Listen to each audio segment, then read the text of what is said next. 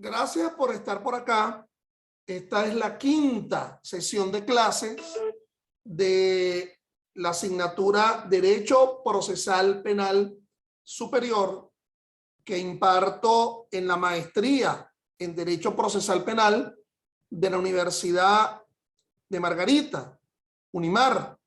Quien les habla, el profesor Ángel Serpa Aponte, en noviembre de 2021.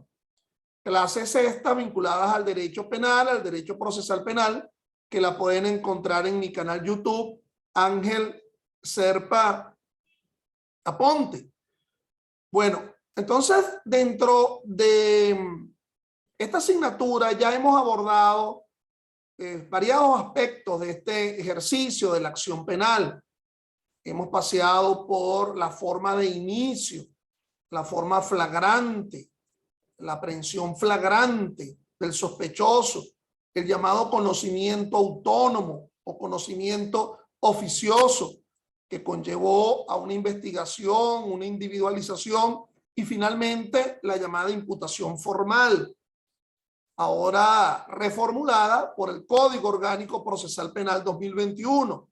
De igual forma, hemos analizado lo atinente a los actos proformadores de la acción penal, la denuncia, la querella, la manera como se desarrolla el íter procesal a partir de la admisión de la denuncia o de la querella. Habíamos dicho, por otra parte, que hay que asumir la distinción entre el ejercicio de la acción penal por delitos de acción pública frente al ejercicio de la acción penal por delitos de instancia de parte agraviada, lo cual se asume de una forma distintiva. Esa forma de inicio de los delitos, forma de inicio del proceso para el conocimiento de los delitos de acción pública, bueno, se sintetiza en las llamadas flagrancias, en los actos de proformación, que sería la denuncia o la querella, y el conocimiento oficioso. Y de igual forma, el artículo 391 y siguientes del COP establece el procedimiento especial escrito en el COP para el ejercicio de los delitos de instancia de parte agraviada. De igual forma, hemos analizado que ese ejercicio de la acción puede verse alternada, las llamadas alternativas a la prosecución del proceso. Hemos analizado el principio de oportunidad, el acuerdo reparatorio y de alguna forma habíamos ingresado en la suspensión condicional del proceso, que se encuentra regulado en los artículos 43 y siguientes y el 358 y siguientes del Código Orgánico Procesal Penal.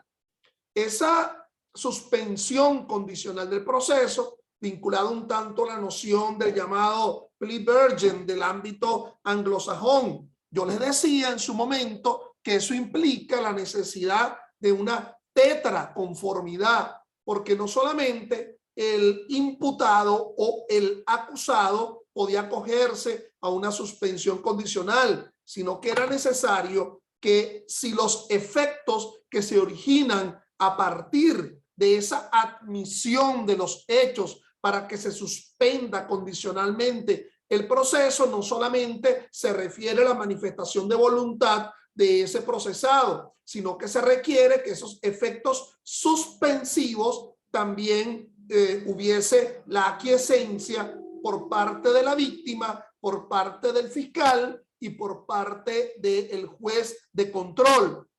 Pudiéramos decir que no solamente el juez de control, porque pudiera ser que el delito sea un delito que se haya calificado como flagrante, procedimiento especial por flagrancia, artículo 371 y siguiente, y se presentare directamente la acusación ante el juez de juicio, pero ante el juez de juicio se diera la incidencia de la suspensión condicional del proceso.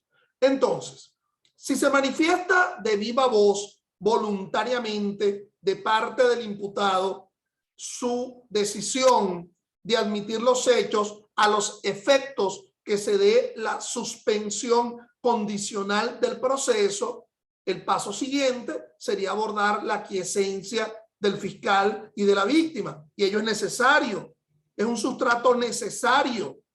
Y fiscal y la víctima, conjunción copulativa. Si alguno de ellos lo niega, pues no habrá suspensión condicional del proceso. Se requiere que ambos lo acepten para que se dé el efecto suspensivo. Pero además ello implica que el juez también lo acepte, que lo homologue. Recordemos que la suspensión condicional del proceso, a diferencia del acuerdo reparatorio, exclusivamente será para delito menos grave. Uno de los delitos descritos en el artículo 354, es decir, que no supere a los 8 años en su límite máximo, o que aún no superando no sea uno de los delitos que de forma expresa estén establecidos en el propio artículo 354. La aceptación, esa tetraaceptación de esa suspensión implica el cumplimiento de un régimen de prueba. El régimen de prueba que está descrito en el artículo 45 del Código. Por cierto, que ese cumplimiento del régimen de prueba va a ser aun cuando se ostente la condición de imputado o aun cuando se ostente la condición de acusado. La diferencia es que el cumplimiento del régimen de prueba siendo imputado será de hasta 8 meses.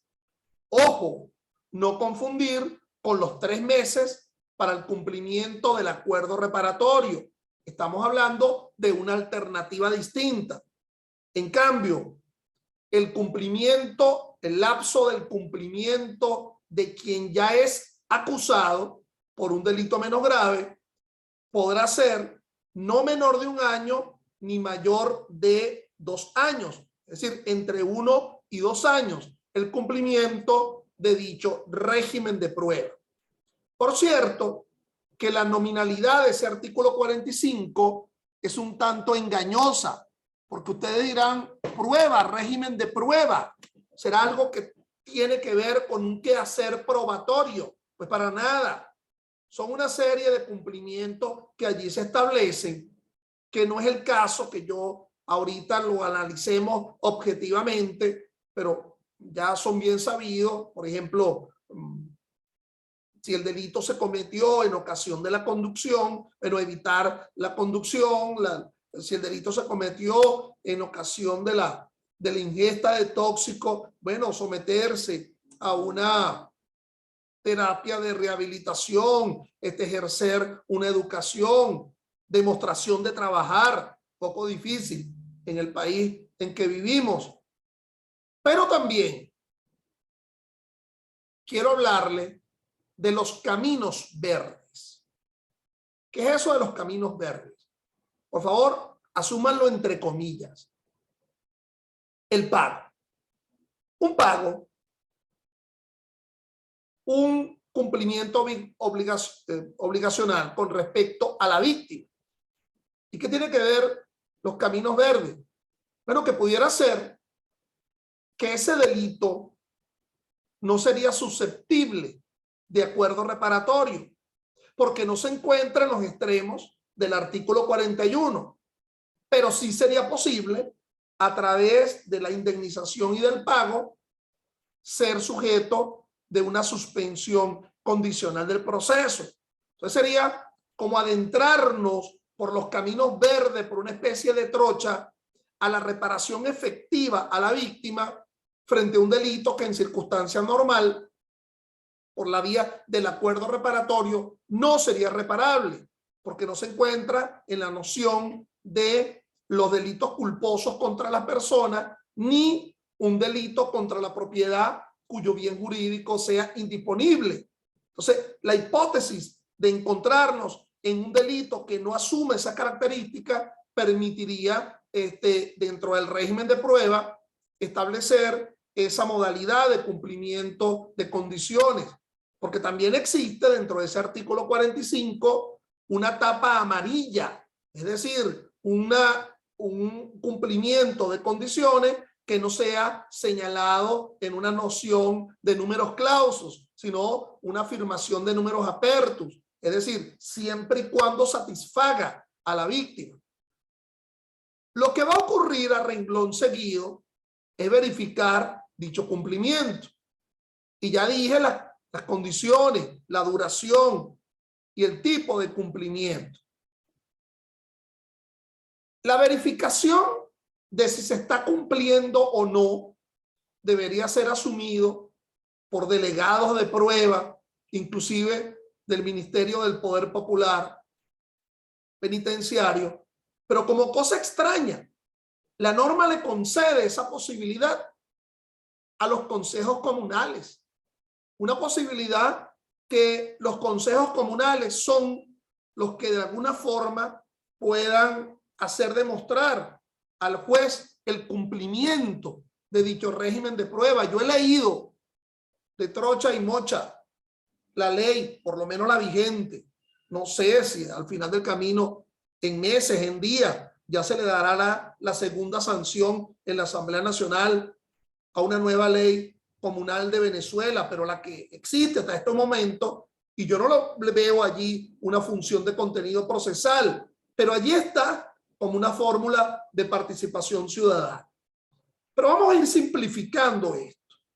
Entendamos que en definitiva se dio ese cumplimiento, pero hay un pequeño detalle.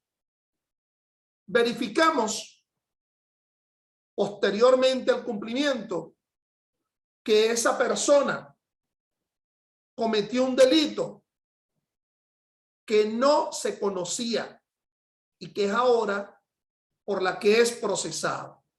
Por cierto, pudo haber cometido el delito con anterioridad al hecho por el cual se está asumiendo la suspensión condicional del proceso, pero que no fue procesado y es ahora en el interín que se conoce. O pudo haberse cometido un delito en el interín. Es decir, mientras nos encontramos en el cumplimiento del régimen de prueba. Perdóname lo sarcástico, lo cáustico de lo que voy a decir, pero dentro de ese artículo 45 en el régimen de prueba, por ningún lado yo leo algo que dice no cometer delito. Obviamente que el no cometer delito, el acogernos a una pauta de ley, es el propio sustrato de la antijuridicidad, es decir, el disvalor de una conducta con respecto al derecho. Pero en todo caso, 46, 47 del Código Orgánico Procesal Penal nos están dando una respuesta frente a esa circunstancia.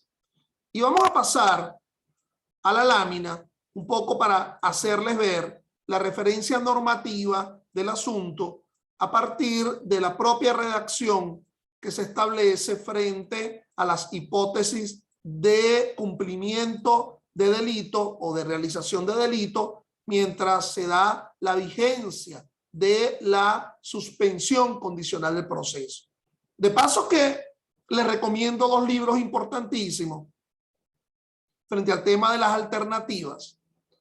Una es de una autora española, Teresa Armentadeu, Criminalidad de bagatela y principio de oportunidad, en el caso alemán y español, y su tesis doctoral del doctor José Tadeo Saín Silveira, Los acuerdos reparatorios, política criminal y marco normativo, publicado por la Universidad Central de Venezuela.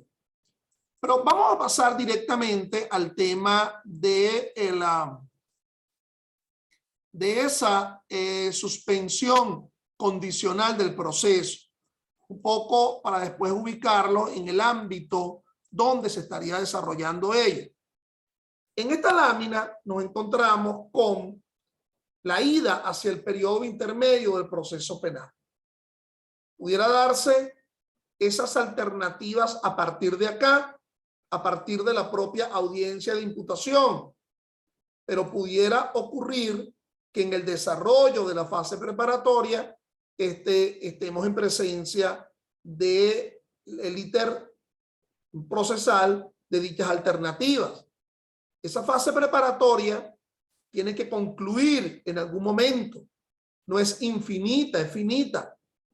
Y entonces sabemos que los actos conclusivos de la fase preparatoria son el decreto de archivo fiscal, la solicitud fiscal de sobreseimiento y la acusación pública. Pero pudiera darse también la solicitud de principio de oportunidad. Con la presentación de la acusación pública se fija la audiencia preliminar, ya varía la condición procesal de ese procesado, deja de ser simplemente un imputado para ser un acusado, y ya hemos dicho que en ocasión de la fase intermedia y la fijación de la audiencia preliminar, pudiera darse en este interín, por ejemplo, el acuerdo reparatorio o la propia suspensión condicional del proceso.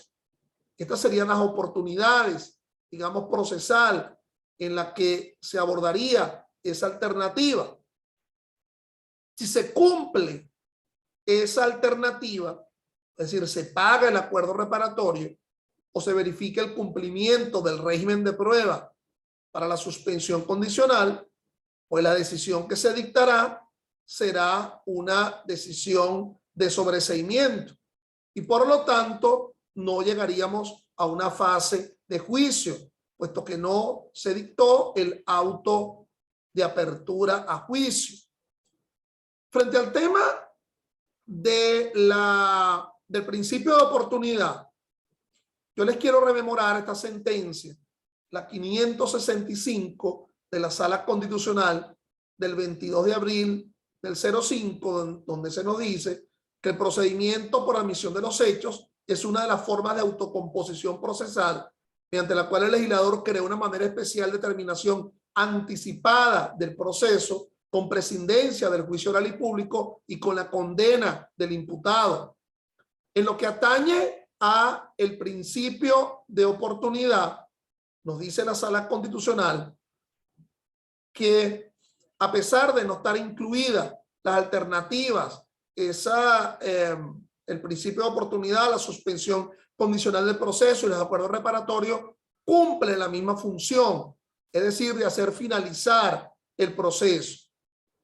De paso, que hay una errada interpretación que asumió la Sala Constitucional en una famosa sentencia, la 3167 del año 02, que es una sentencia que ahorita con mucho más razón está de moda, porque todos sabemos lo que ocurrió ayer en Venezuela, 2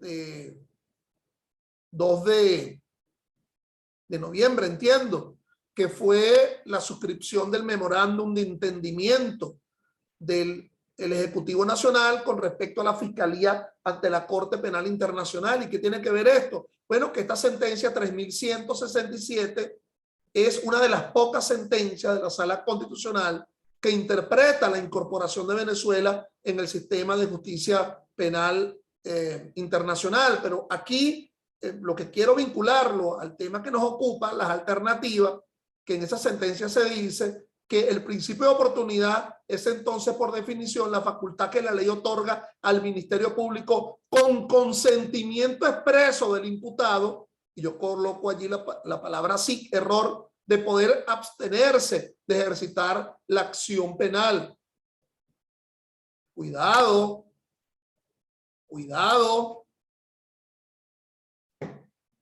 Dentro de la legitimidad para la suspensión condicional del proceso, dentro de la legitimidad para la solicitud de principio de oportunidad, no se requiere ninguna aquiescencia por parte del procesado. Algo así como que la Sala Constitucional interpreta que si el procesado no desea que el fiscal solicite el principio de oportunidad, entonces no debe hacerlo. Si de forma alguna la norma lo establece. Algo así como haciendo un parangón con respecto a el sobreseimiento que se dicta por prescripción.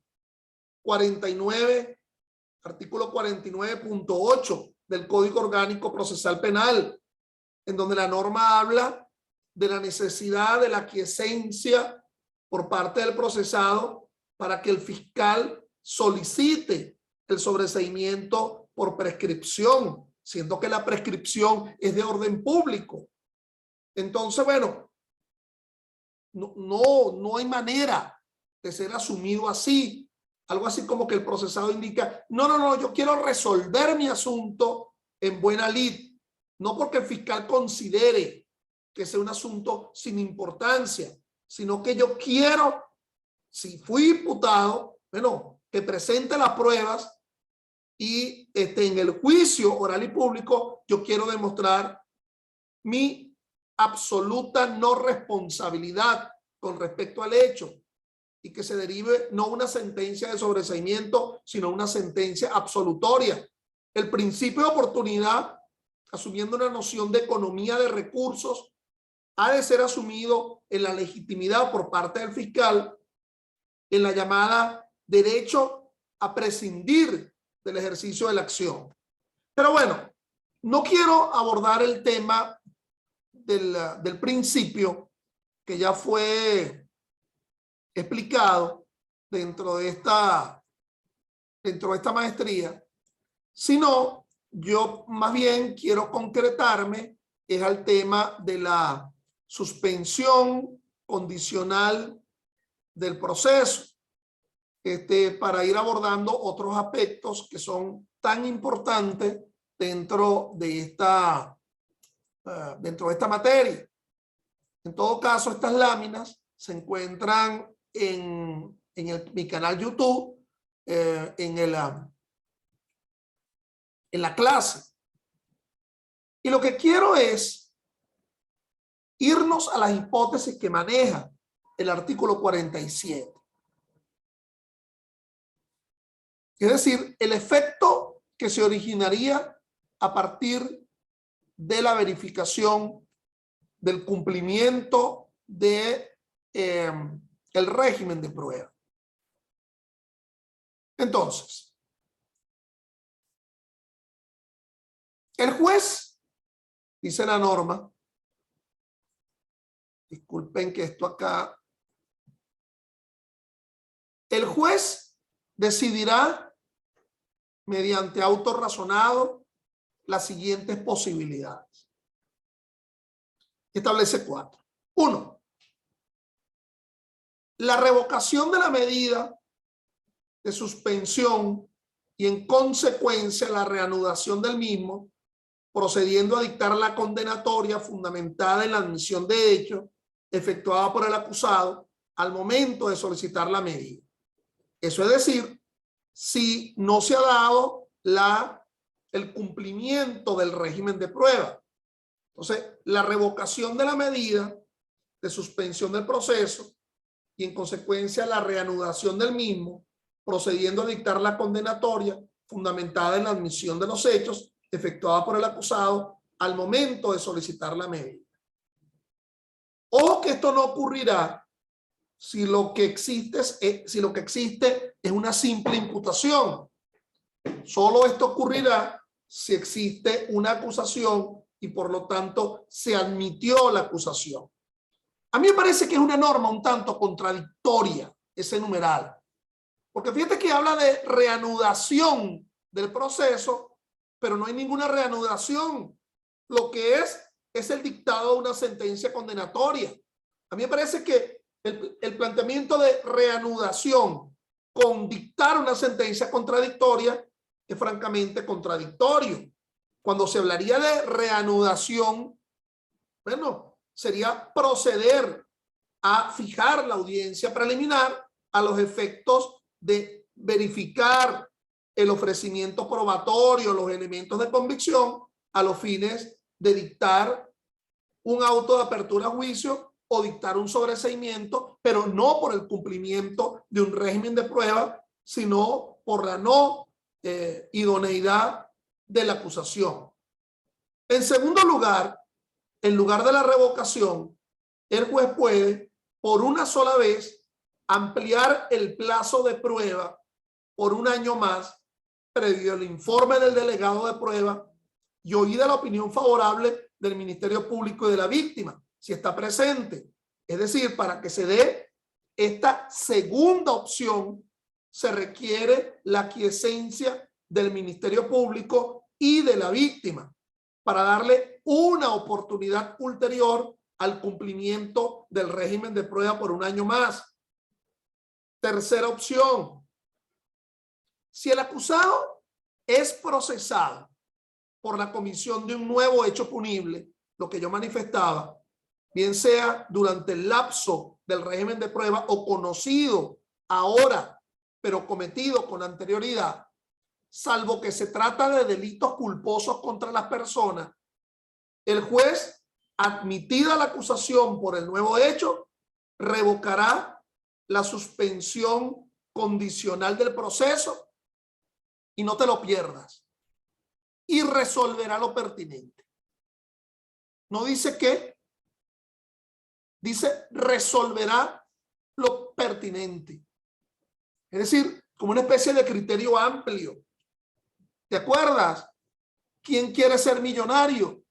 Entonces habían los comodines, llamar a un amigo, disminuir opciones. Bueno, resolverá lo pertinente. Aquí realmente el principio de legalidad como que no se está cumpliendo porque no se me está indicando qué íter procesal, qué acto procesal debería decidirse en consecuencia. Por cierto, volvamos a ese numeral tercero donde se dice salvo que se trate de delitos culposos contra las personas. Es decir, si se tratara de un delito culposo contra las personas, entonces pareciera que escogiéramos cualquiera de las dos opciones primera, o la 1 o la 2, porque en el caso de delitos culposos contra la persona no es de tanta significación la verificación de una especie de incumplimiento del régimen de prueba que permita una salida tan extrema como la del numeral tercero. 4. En caso de revocatoria de la suspensión condicional de proceso, los pagos y prestaciones efectuados no serán restituidos. Ese 47.4 es lo que me permite a mí volverles a insistir en el tema de los caminos verdes para un acuerdo reparatorio por delito distinto al que permite el artículo 41, porque se habla de pago. Por cierto, lo dado no se regresa. Ahora bien, ¿qué les parece una norma en donde dice el juez decidirá mediante auto razonado acerca de las siguientes posibilidades? Y te das cuenta que entre la 1 y la 3 hay niveles de gravedad del asunto. Te das cuenta que aquí nos estamos ante un problema de norma que sea mucho más favorable, de opciones que sean mucho más favorables y que por lo tanto ante opciones alternadas que son mucho más favorables se impone el artículo 24 de la Constitución. De esas opciones tendría que sumarse la que sea en el caso en concreto mucho más favorable para el reo, que obviamente sin lugar a duda tendría que ser el numeral 2 del artículo 47, ampliar. Lo que pasa es que ese numeral 2 implica un sustrato que no depende exclusivamente de la voluntad de el procesado o siquiera del juez, sino que es de la aquiescencia del Ministerio Público y de la víctima. Habla de opinión favorable. Por cierto, que cuando hablemos de opinión favorable, uno tendría que interpretar opinión significa motivación u opinión significa exclusivamente un no o un sí. Pues eso es lo que yo creo, un no o un sí. Es decir, no está exigida una motivación. Hay una opinión, por cierto, una opinión sobre la base de que ya se concedió una posibilidad del cumplimiento. Recuerden ustedes que en lo que atañe a los delitos menos graves, y esto se trata de un delito menos grave, el incumplimiento de la suspensión condicional del proceso en fase preparatoria no impide a que la suspensión condicional del proceso también se adopte en fase intermedia, una vez presentada la acusación. Pero si se verifica un nuevo incumplimiento de ese acuerdo de régimen de prueba, del cumplimiento de régimen de prueba, la rebaja por la admisión de los hechos, si esa es la opción que se escoge conforme al artículo 47, será solamente de una tercera parte y no de la posibilidad de una rebaja de la mitad, como lo establece la admisión de los hechos, dependiendo al tipo de delito. Bueno, estimados, agotando ya el tema de las alternativas a la prosecución del proceso, yo quiero ahora ahondar en otro tema vinculado al temario de esta maestría, que son los obstáculos al ejercicio de la acción penal, es decir, las excepciones. No confundir las excepciones con las alternativas a la prosecución del proceso.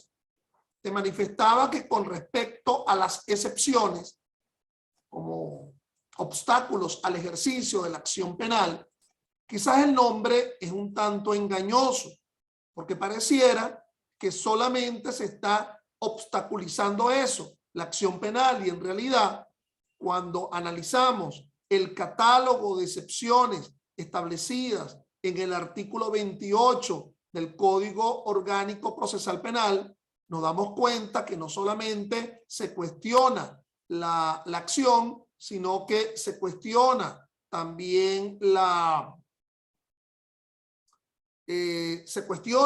por ejemplo, la capacidad, ¿ok? O se cuestiona también la competencia, de igual manera como pudiera cuestionarse la propia jurisdicción. Entonces, abordemos el tema de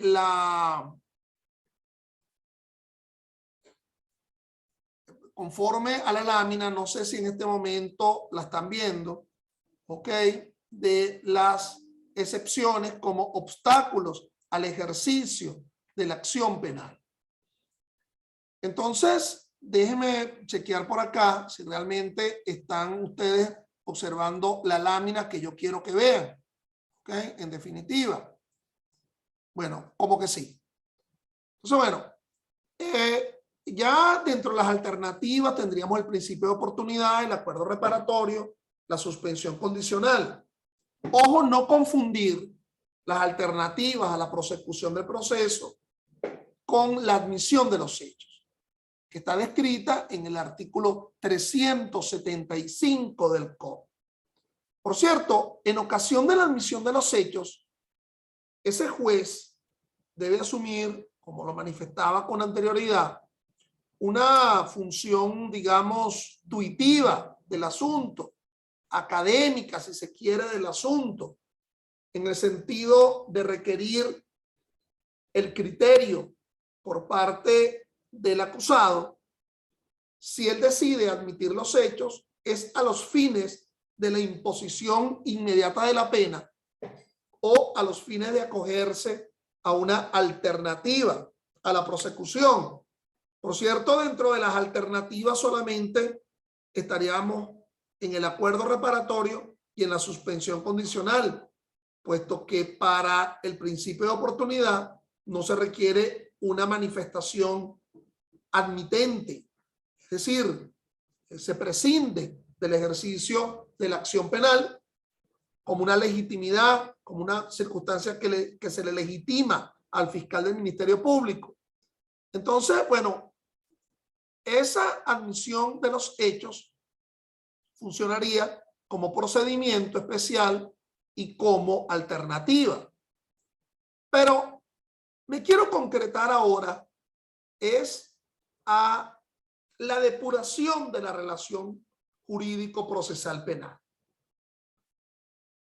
Nos vamos a encontrar en primer lugar con las llamadas incidencias de apartamiento, un nombre un tanto extraño para hablar de un instituto conocido como la recusación y la inhibición. Recuerden que el juez natural, el concepto de juez natural que maneja la Constitución en sus artículos 49, 3 y 4, se reduce a idoneidad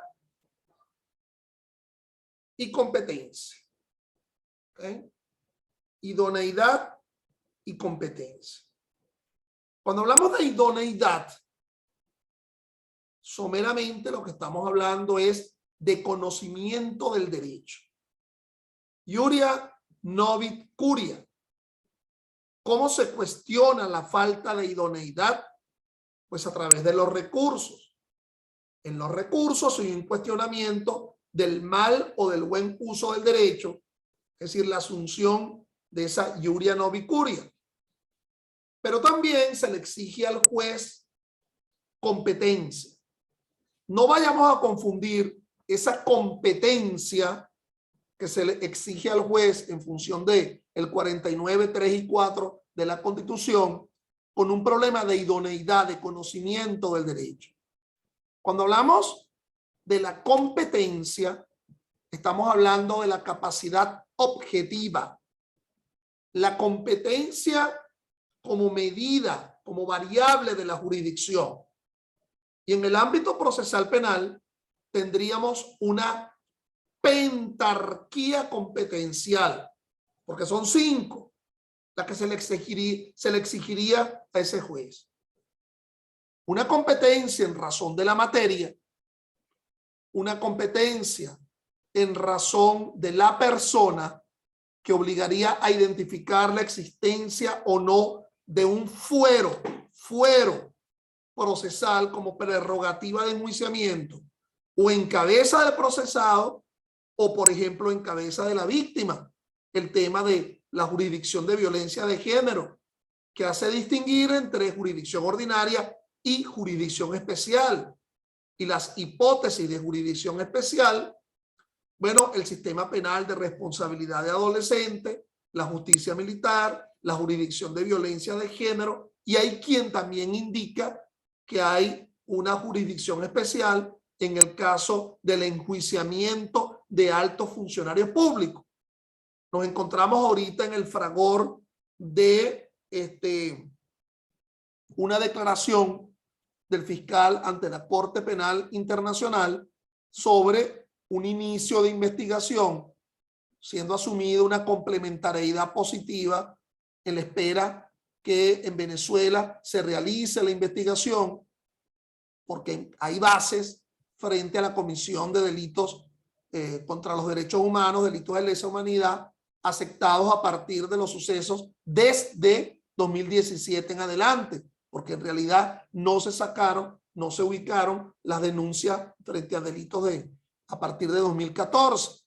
Entonces se habla de una especie de jurisdicción penal internacional que ha aceptado Venezuela por la ratificación que se hizo en 2002 del Estatuto de Roma, que se publicó en Venezuela como ley entre nosotros en diciembre de 2000. Pero también hay otras competencias. La competencia en razón de la función, la competencia en razón del territorio y la competencia en razón de la conexión. Entonces, eso sería la competencia que es exigida al juez como juez natural. Los invito, por favor, que la sesión final del día de hoy se ingresen con las mismas coordenadas con la cual ingresaron a esta para continuar con esta explicación. Gracias.